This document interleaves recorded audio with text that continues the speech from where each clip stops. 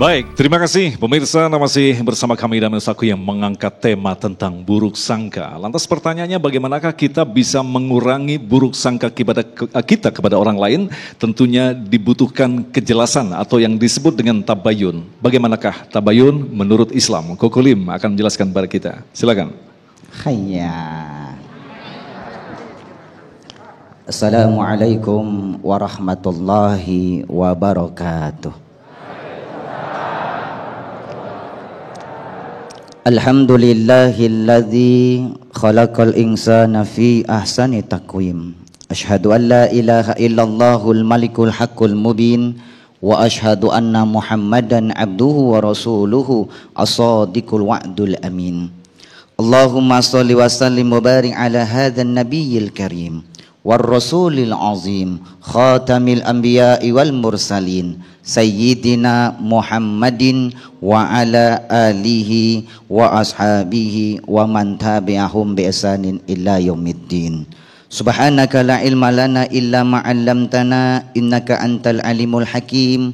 Rabbana iftah lana li futuhil arifin. Amin ya rabbal Hadratul Makaromin, segenap para alim ulama, para asatid, para ustazat, tokoh masyarakat, tokoh adat, tokoh pemuda, dan wabil khusus pemirsa Damai Indonesiaku ya insya Allah dirahmati, dicintai Allah subhanahu wa ta'ala. Hadir Al-Makaram Bapak Pembina Yayasan kita, Al-Makaram Bapak Haji Muhammad Andi Syarif, Bapak Haji Muhammad Adi Arif, Bapak Sarfani, juga wakil Bapak Sarjio, Ketua DKM kita, juga hadir Bapak Sekcam dari Ciledug ya, Al-Makaram, ada Bapak Bukhari, ada banyak tokoh-tokoh yang hadir pada hari ini. Mungkin satu namanya tidak kulim sebutkan, tetapi tidak mengurangi rasa hormat cinta Koko kepada beliau-beliau semuanya. Ayah bunda yang dirahmati Allah, apa kabar semuanya? Alhamdulillah. Salah satu cara untuk menghilangkan suuzon. Suuzon adalah su adalah jelek, zon adalah sangkaan. Sangkaan yang jelek namanya suuzon. Kebalikan dari suuzon namanya husnuzon. Husnun artinya baik, zon sangkaan. Sangkaan yang baik namanya husnuzon. Maka salah satu cara untuk menghilangkan suuzon, prasangka yang jelek, adalah salah satunya dengan tabayun. Tabayun itu artinya meneliti, mencari kejelasan dengan teliti yang sungguh-sungguh, cek dan recheck alias cross check. Ayah bunda pemirsa yang dirahmati Allah, di dalam Al-Quran surah Al-Hujurat ayat 6 sudah Allah ajarkan kepada kita, ya ayyuhalladzina amanu, wahai orang-orang yang beriman, idza ja'akum fasikum binaba'in, apabila datang seorang fasik, apabila datang kepada kalian seorang fasik dengan membawa sebuah berita. Fasik itu secara terminologi atau istilahan orang yang mengetahui, orang yang menyaksikan tetapi dia tidak meyakini, tidak beriman, bahkan tidak melaksanakan. Itu dikatakan orang fasik. Dalam pandangan Islam, fasik ini dikatakan adalah orang yang keluar ketaatannya kepada Allah dan Rasulnya, maka itu dikatakan fasik. Jadi apabila datang seorang fasik kepada kalian membawa sebuah berita, naba itu adalah berita, isu, khobar. Ayah bunda, sekarang ini kan zaman sosial media, betul tidak Pak? Betul? Gampang mendapatkan sebuah isu, sebuah informasi. Kita harus tabayun, jangan cepat suuzon, berburuk sangka. Karena suuzon sedikit saja itu adalah perbuatan dosa, kata Allah Subhanahu wa ta'ala. Bahkan Rasul mengajarkan dalam hadisnya Imam Bukhari, iyyakum wazzon, jauhlah kalian dari sifat berburuk sangka. Fa inna zonna, karena buruk sangka tersebut akdzabul hadis, sedusta-dustanya perkataan. Ayah bunda perlu diketahui, sosmed itu bisa mendatangkan keberkahan, bisa mendatangkan sebuah mudarat. Tergantung kita yang memakai sosmed. Seperti pisau, pisau ini mau diapakan ayah bunda? Maka sosmed yang mendatangkan sebuah keberkahan adalah mendekatkan yang jauh.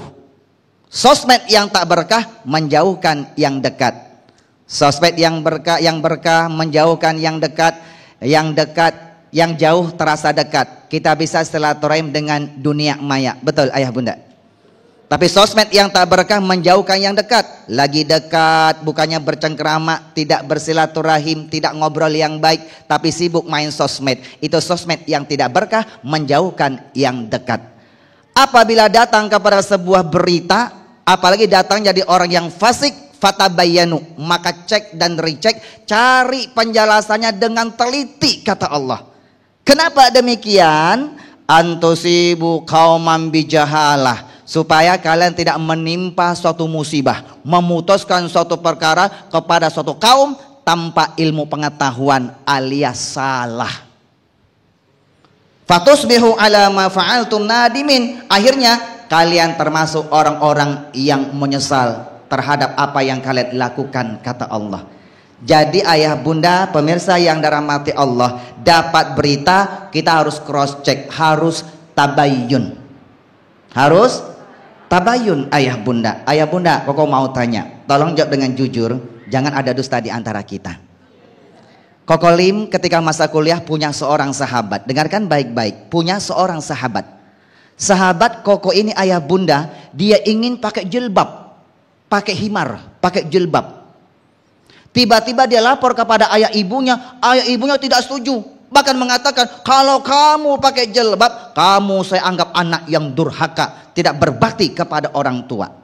Kira-kira ayah bunda, ini anak lebih baik ngikutin perintah orang tuanya atau dia tetap pakai jilbab? Padahal surat Luqman ayat 15 Allah jelaskan, wa in jahadaka ala an tusyrika bi ma laysa laka bi ilm fala tuti'huma wa sahibuhuma fid dunya ma'rufa. Apabila kedua orang tua kalian memerintahkan kalian kepada suatu perintah yang mempersekutukan Allah, perintah yang bertolak belakang dengan perintahnya Allah, tak usah taati, kata Allah. Tapi tetap bergaul kepada orang tua kalian dengan cara yang baik. Ini kira-kira ayah bunda, sahabat kokoli ini tetap pakai jilbab atau dia taati orang tuanya? Kira-kira yang mana ayah bunda? Tetap pakai jilbab. Karena pakai jilbab perintah Allah. Kokolim tidak setuju pak. Kokolim setuju dia tetap harus taat kepada orang tuanya, tidak pakai jilbab. Kenapa? Karena sahabat kokolim ini adalah laki-laki. Baik. Terima kasih Koko. Itulah tadi pemirsa dari Mati Allah, dua mukaddimah yang disampaikan oleh guru-guru kita, yang nanti kita akan dalami lagi tema tentang su'uzon. Selepas pesan-pesan berikut ini, tetaplah bersama kami Damai Indonesiaku.